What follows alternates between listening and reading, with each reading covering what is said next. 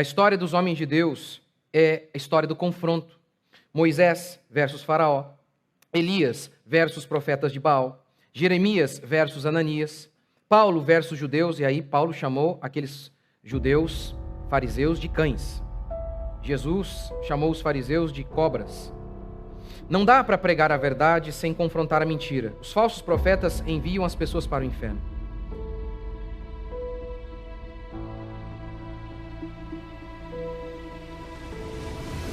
Uma iniciativa que busca fortalecer o ecumenismo, a união entre as igrejas cristãs.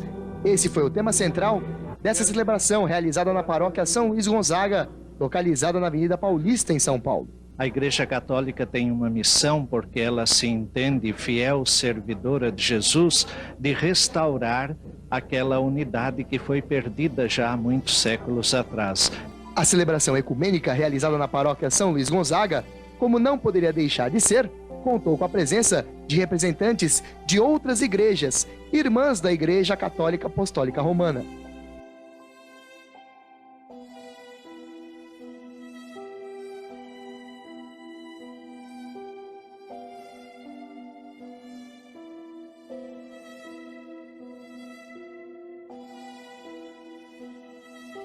A unidade entre os membros, entre o corpo de Cristo é muito importante. Então, nós não devemos ter fazer acepção entre o povo de Deus, né? Pelo contrário, devemos nos unir, ganharmos força para que o nome de Cristo seja exaltado e para que a pessoa de Jesus possa voltar logo, né? Para que nós possamos concluir logo essa obra tão divina, tão especial que nós almejamos. A palavra ecumenismo não é compreendida.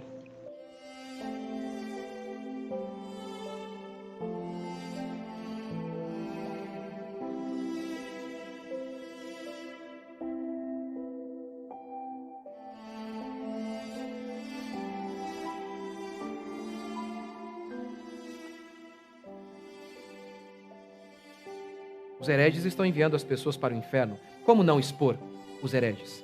E hoje, mais uma vez, na minha pregação, vou tentar expor os hereges, os pastores revolucionários. Buonasera a tutti e benvenuti a questa celebrazione ecumenica della parola di Dio. Siamo ortodossi, cattolici, metodisti, avventisti del settimo giorno, valdesi, battisti, anglicani e ci impegniamo a camminare verso l'unità nel rispetto delle differenze delle tradizioni e dello specifico di ognuno. È il pastore Michele Abiusi della Chiesa Adventista del Settimo Giorno.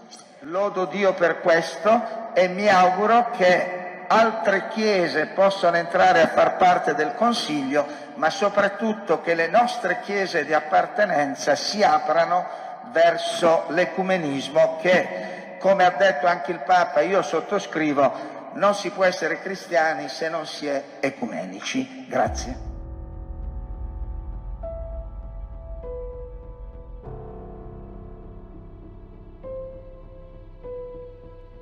Crediamo una Chiesa, una, santa, cattolica e apostolica.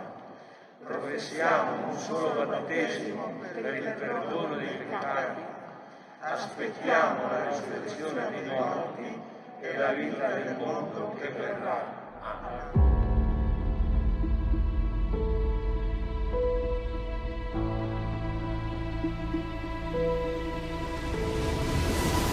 Fui levada a outro lugar, onde me informaram ser a sede da Igreja Adventista do Sétimo Dia. Vi ali, em reunião, várias pessoas. De todos que ali estavam, conhecia duas pessoas. O presidente mundial dos Adventistas do Sétimo Dia, o pastor Ted Wilson, e a pessoa que é encarregada das relações públicas da Igreja Adventista do Sétimo Dia a nível mundial. Era alto, moreno e de óculos. Já as demais pessoas não os conhecia, mas estavam ali. Eles estavam tomando muitas decisões, sem serem endossadas ou aprovadas por Deus, e desta cabeça vieram os ramos.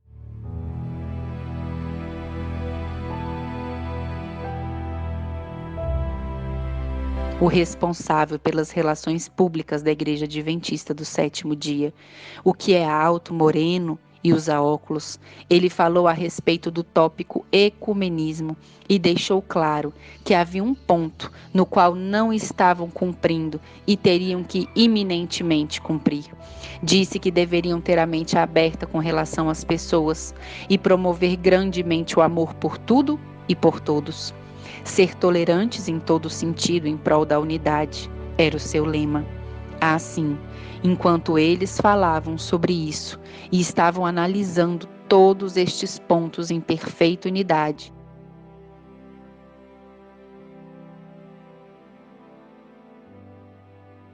eu estava meditando sobre as coisas que estão acontecendo gravemente no povo que diz ser o povo de Deus e conhecedor das suas verdades. Eu estava lendo a matinal Maranata, quando nesse momento ouvi uma voz que me dizia: a palavra ecumenismo não é compreendida. Naquele momento, todos os meus sentidos estavam alertas e eu continuei escutando. O ecumenismo é mais do que uma união interreligiosa. É a união com o inimigo de Deus para realizar seus planos, banir tudo que é sagrado e ir atrás do que é profano.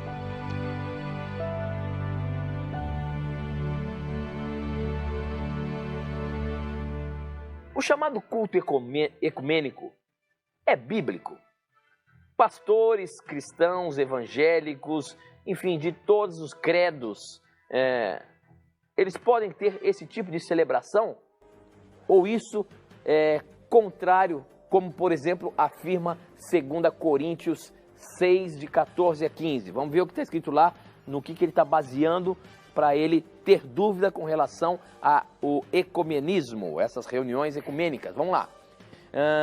2 Coríntios 6, verso 14 até o 16, até o 15, diz o seguinte: não se juntem com descrentes para trabalhar com eles, pois como é que o certo pode ter alguma coisa a ver com o errado? Como é que a luz e a escuridão podem viver juntas? Como podem Cristo e o diabo estarem de acordo? O que é que um cristão e um descrente têm em comum? Esse é o texto que ele está baseando a dúvida dele. Então ele já está aqui julgando, né, professor? A turma do não julgueis são os enviados do diabo para defender os seus ministros, os ministros do diabo, que são esses pastores falsos aí. Veja, meu irmão, primeiramente, você indevidamente fez um julgamento, né? Você usou 2 Coríntios 6, 14 e 15, que fala da união entre crentes e descrentes, né? Para dizer, por exemplo, o seguinte: se um cristão que diz ter a verdade, ele vai num evento onde há outras pessoas de outras igrejas e lá se reúne com elas, você estaria insinuando, né, que esse cristão é um filho de Deus e os outros são filhos do diabo. Não podendo destruir os argumentos daqueles que pregam a verdade, essa turma usa de uma falácia argumentativa, ad hominem, que significa tentar diminuir o mensageiro quando não se consegue destruir o argumento. Ao dizer não julgueis para proteger seus hereges, esse povo desvia a atenção do argumento para o argumentador, taxando-o, o argumentador, de sem amor, para que assim os argumentos, ainda que verdadeiros, sejam desconsiderados. Ele é sem amor. Além disso, nós precisamos diferenciar entre o bom e o mau ecumenismo, diríamos assim. Não sigam esses homens, o confronto faz parte da história. Não tem como pregar a verdade sem confrontar a mentira. Líderes de vários segmentos religiosos participaram do evento. Gente que veio apoiar a liberdade de religião, mesmo em um país onde já existe esse direito. Representar os líderes da Igreja Adventista para o Brasil, para o estado de São Paulo, América do Sul e o mundo, que estão aqui à frente nesta tarde, e eles irão homenagear as autoridades civis e eclesiásticas que estarão participando desta festa. Todos brindaram e regozijaram, exclamando: assim seja. Esta pessoa, o que é alto, moreno e usa óculos, líder de relações públicas da Igreja Adventista a nível mundial, disse: como vamos conquistar? Como vamos conseguir que se guarde o domingo nas nossas fileiras? Quem pode dar-nos uma recomendação? Todos então estavam procurando, não havia o que dizer. Buscavam na sua mente, mas não saía nenhuma palavra. Ele mesmo disse: já sei como faremos. Recordem a Escócia e a Inglaterra? Nesse momento eu disse: o que é Escócia? O que é Inglaterra? Então, enquanto eu estava pensando nisso, me veio à mente o que essa pessoa havia dito anteriormente e perguntei: que hora é agora? E me respondeu: escute. E ouvi um deles dizer: bom, amigos, somos agora ecumênicos ou não? Se é assim, trabalhemos mais arduamente na mudança. Nós já alcançamos que todos estejam ocupados nas atividades do sábado. Agora temos que buscar a forma em que venham adorar no domingo, recordando que isso é parte do pacto ecumênico.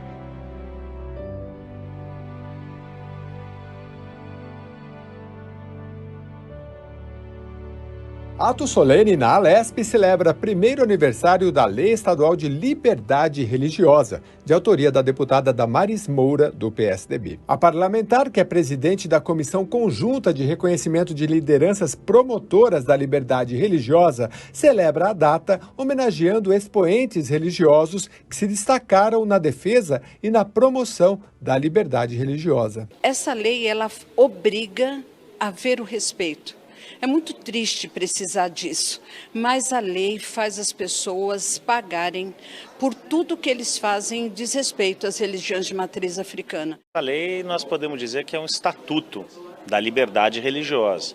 Nós tínhamos uma lei anterior, mas essa é uma lei mais moderna, mais completa, que de fato garante a liberdade religiosa, a diversidade religiosa e pune a intolerância religiosa. Mas é uma lei que também se pretende sancionatória, porque nós entendemos, não é, que os direitos ali garantidos, se não cumpridos, secretário, precisam de alguma forma, não é, de sanção para que efetivamente eles sejam acessados de maneira plena. Só para dizer que Mãe Carmen foi parte da história desta lei.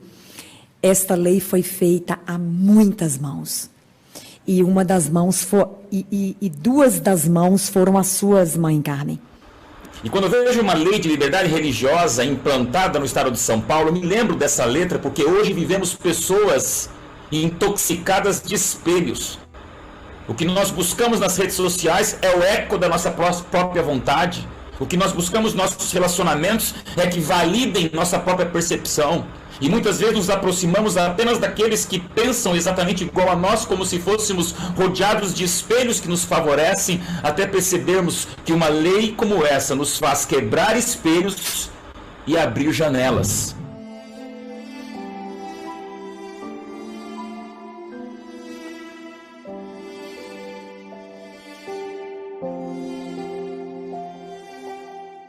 Deputado Samuel Moreira, obrigada pelos 3 anos em que nós intensamente debatemos a construção da lei nacional, e ela, esta semana, foi protocolada por você em Brasília.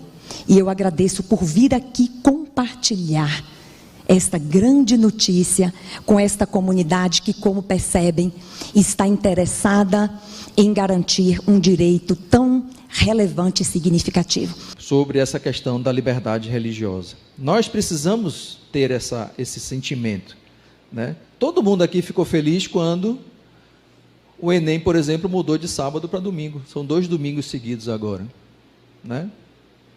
Mas a que ponto isso também está ofendendo aqueles que acreditam no domingo como como um dia sagrado? Então nós precisamos também ter equilíbrio em relação a isso.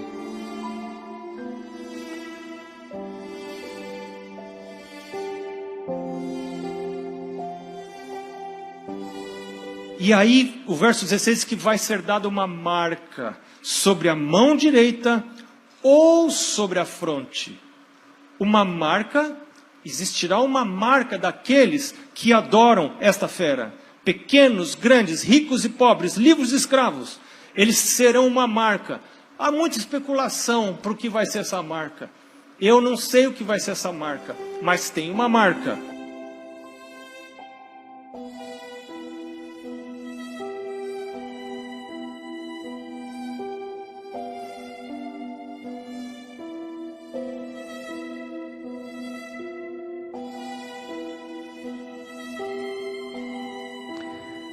Por eso yo admiro a la Virgen María. Yo la admiro.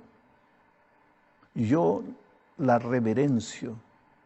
Yo predico de ella.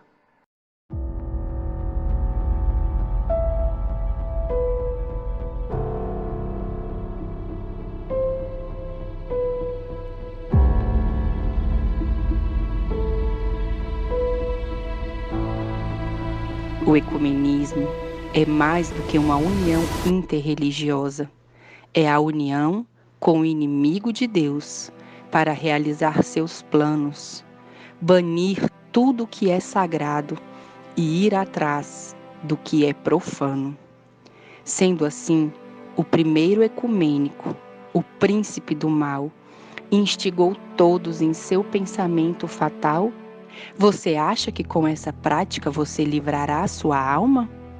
Você acha que pode libertar-se e livrar os outros do destino fatal? Lisonjeando a juventude com sonhos satânicos e encorajando-os contra mim, não saberei? Risos e piadas, modas e desfiles, teatro e dança, e ousa dizer: a casa do Senhor está aqui? Vivo eu que a minha presença nunca pisará em tal lugar, e os meus anjos não entrarão lá. O Espírito Santo foi rejeitado, e a um se separou. O entendido não vai morar ali. Quantos entraram na arca? Quantos foram salvos em Sodoma, Gomorra, Adimá e Zeboim? Assim também será na vinda do Filho do Homem.